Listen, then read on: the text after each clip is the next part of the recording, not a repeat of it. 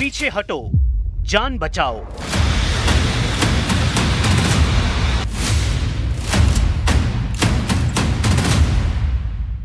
आगे बढ़े तो तबाही तय।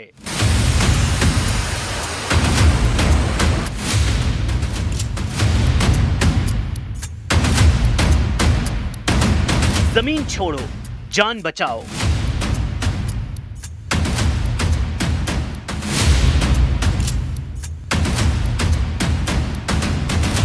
यूक्रेन तभी बचेगा जब बंटेगा।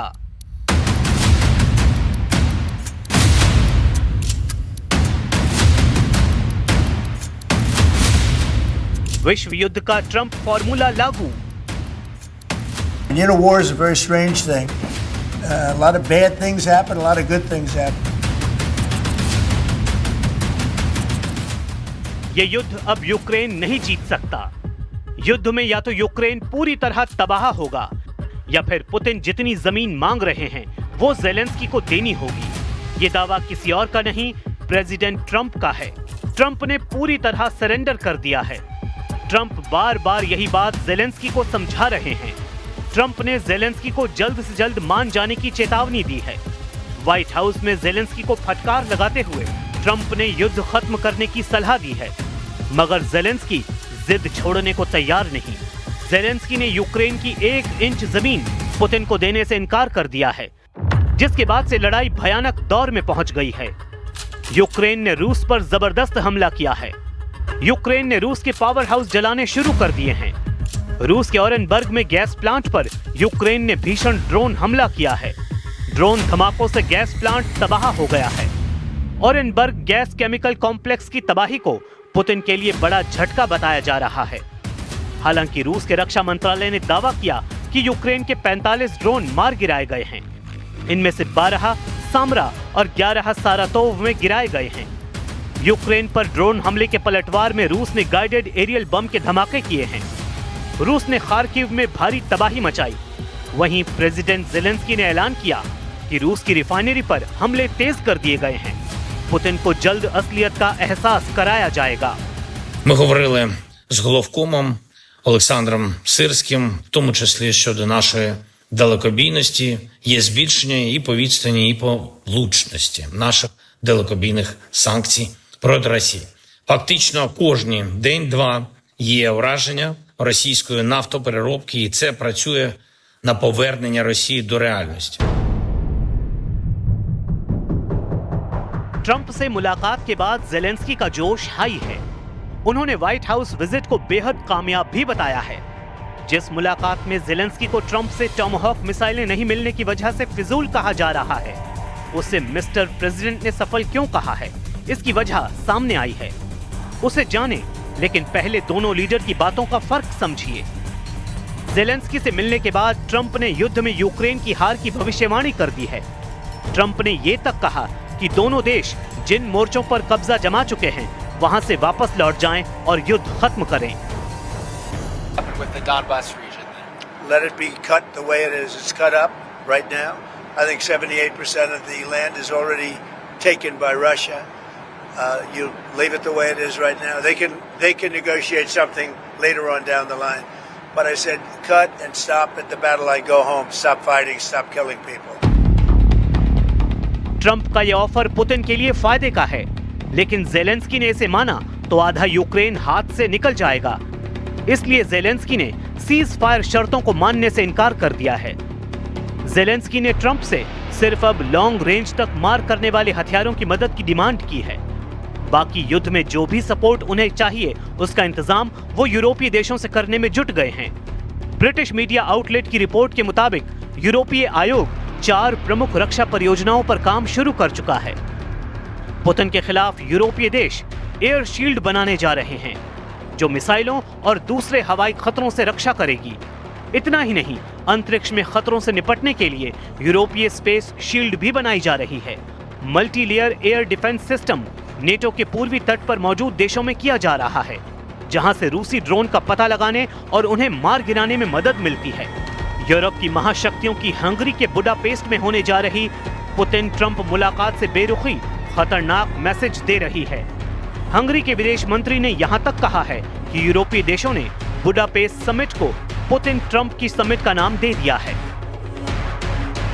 Az európaiak nem arra helyezik a fókuszt, és nem is érdekeltek abban, hogy a budapesti békecsúcs találkozó valóban békét hozzon, és én a mai felszólalásokból arra kell, hogy következtessek, hogy az európai politikusok egy jelentős része nagyon sok mindent, sőt tőlük minden telhetőt meg fognak tenni annak érdekében, hogy megakadályozzák eleve ennek a csúcs találkozónak a létrejöttét.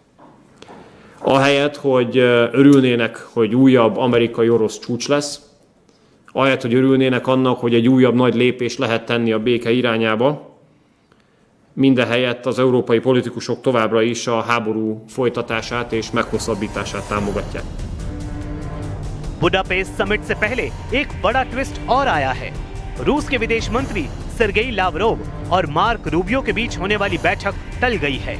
Media reports में दावा किया गया है कि युद्ध समझौते को लेकर दोनों तरफ से भारी असहमति की वजह से मीटिंग टाल दी गई, जबकि सर्गेई लावरोव ने कहा कि वो रूबियो से फोन पर संपर्क में हैं। Главное все-таки не место и не сроки, а главное то, как мы будем двигаться по существу тех задач, которые были согласованы и по которым достигнуто широкое понимание было в Анкоридже. Мы договорились продолжить эти телефонные контакты, чтобы лучше понять, где мы находимся и как двигаться в правильном направлении. ट्रंप पुतिन की हाई टेंशन मीटिंग को लेकर सब कुछ ठीक नहीं, तो क्या बुडापेस्ट समिट का हश्र अलास्का जैसे ही तय है? फिर ट्रंप क्यों पुतिन से मिलने के लिए उतावले हैं? ट्रंप के पास क्या कोई और कार्ड है? यूक्रेन रूस युद्ध में ब्रिटेन का रोल क्या अब सबसे अहम होने वाला है? यूके के डिफेंस सेक्रेटरी जॉन हेली ने कहा कि ब्रिटेन यूक्रेन में अपने सैनिकों की तैनाती में 100 मिलियन यूरो से ज्यादा खर्च करने जा रहा है। यूके और फ्रांस की अगुवाई में 30 से ज्यादा देशों के गठबंधन फोर्स यूक्रेन को युद्ध में जिताने और पुतिन को सीज फायर के लिए मजबूर करने जा रही है। उधर व्हाइट हाउस मीटिंग में ट्रंप ने भले ही ज़ेलेंस्की की टॉमहॉक विश पूरी नहीं की, लेकिन उन्हें डिफेंस सिस्टम डील पर ग्रीन सिग्नल मिला है। मतलब सुपर पावर अपने पैट्रियट एयर डिफेंस से यूक्रेन को फिर से लैस करने जा रहा है। अमेरिका का ये air defence system hit to kill के लिए कुख्यात है, लेकिन सिर्फ डिफेंस सिस्टम के बूते यूक्रेन पुतिन से बच नहीं सकता। यानी ज़ेलेंस्की को महसूस हो रहा है कि उनका पत्ता काटने की पूरी तैयारी हो चुकी है। इसलिए पुतिन और ट्रंप की मीटिंग में फंस चुके ज़ेलेंस्की को बचाने के लिए यूरोप के 5 देश सामने आए हैं। फ्रांस, इटली, जर्मनी, पोलैंड और ब्रिटेन, पांचों रूस के कट्टर दुश्मन। पांचों ने यूरोपीय कमीशन के साथ मिलकर कह दिया है कि वो यूक्रेन का समर्थन जारी रखेंगे। रूस पर दबाव बढ़ना चाहिए, तभी युद्ध खत्म होगा, तभी इस दुनिया में सुकून लौटेगा। ज़ेलेंस्की के समर्थन में यूरोप का मैसेज साफ है। मैसेज ये कि अमेरिका चाहे सरेंडर करेगा, यूक्रेन सरेंडर नहीं करेगा।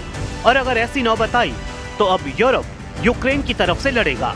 ट्रंप पुतिन की मीटिंग से पहले ये यूरोप के साथ मिलकर ज़ेलेंस्की का नेटो धमाका कहा जा रहा है, जिसमें नेटो पूरी तरह बंटा हुआ नजर आ रहा है। क्या ये अमेरिका और डोनाल्ड ट्रंप के खिलाफ फ्रांस, इटली, जर्मनी, पोलैंड और ब्रिटेन और यूरोपीय कमीशन की बगावत कही जाएगी? यूरोप का मूड देखकर ट्रंप ने त्रिपक्षीय बातचीत का पासा फेंका है। ट्रंप ने कहा कि ऐसी मीटिंग भी हो सकती है जिसमें वो भी हो, पुतिन भी हो और ज़ेलेंस्की भी मौजूद हो। ज़ेलेंस्की ने भी बुडापेस्ट समिट में शामिल होने की ख्वाहिश जताई है। Я доручив нашим дипломатам і вже про це говорив з багатьма лідерами готувати найближчим часом зустріч коаліції охочих. Нам в Європі потрібні спільні, сильні позиції. І це буде. यूक्रेन युद्ध में पुतिन की फोर्स इस वक्त बुलंदी पर है। बुलंदी के मायने कि पूर्वी यूक्रेन के ज्यादातर इलाकों पर रूस की फौज का कब्जा है। दक्षिण में क्राइमिया और मारियुपोल पहले ही पुतिन के पास हैं, और डॉनबास में लुहांस्क और डोनेस्क के बड़े इलाकों को वापस हासिल करना अब ज़ेलेंस्की के बस की बात नहीं रही। वो अब खार्किव और सुमय को बचाने में लगे हुए हैं, जबकि ज़पोरिजिया और ओडेसा में पुतिन के हमलों ने बता दिया है कि रूस का टारगेट क्या है। पुतिन के टारगेट पर पश्चिमी यूक्रेन की तरफ 4 बड़े सेंटर हैं। पहला है खार्किव, दूसरा है सुमी, तीसरा है डोनेस्क और चौथा है निप्रो नदी के किनारे पर ज़पोरिज़िया।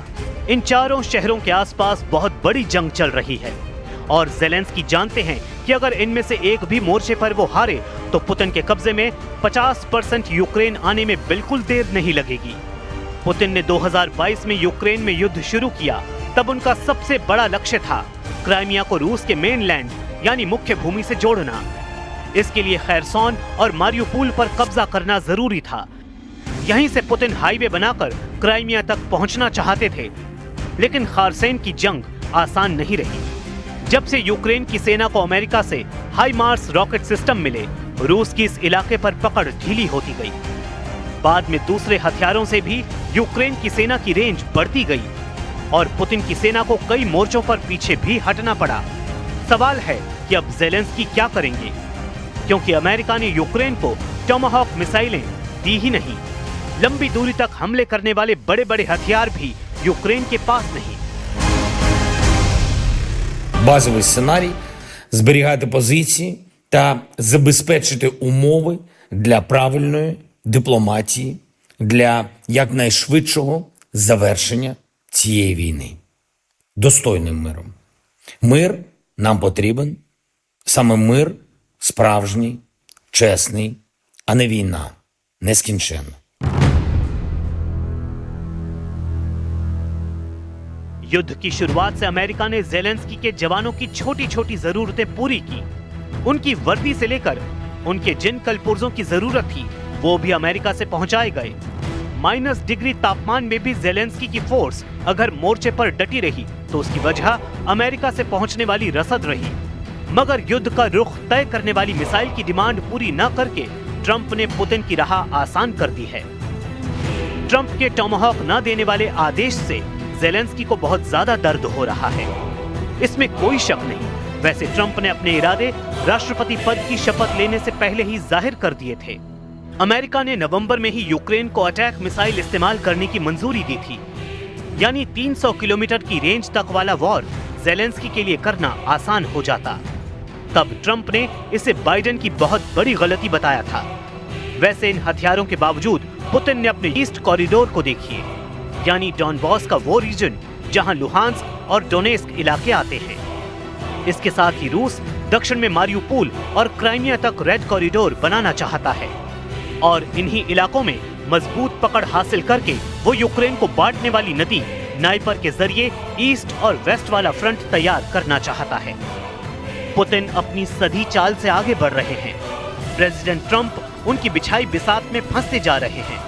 ज़ेलेंस्की के लिए युद्ध में हासिल करने के लिए अब कुछ बचा नहीं हुआ है। पुतिन के खौफ से सहमे यूरोप के देश ही अब सिर्फ कुछ कर सकते हैं। यूरोपीय देशों ने अगर पुतिन से टकराने की जुर्रत की तो ये सही मायने में तीसरे विश्व युद्ध की शुरुआत होगी। मुमकिन है ट्रंप इस युद्ध का तमाशा दूर से बैठकर देखना चाहें, लेकिन वो ज्यादा दिन तक हमलों को अनदेखा नहीं कर पाएंगे। जैसे दूसरे विश्व युद्ध में अमेरिका खुद को शामिल होने से बचा नहीं पाया था। जब अमेरिका युद्ध में आया तो दुनिया ने परमाणु धमाकों की त्रासदी देखी।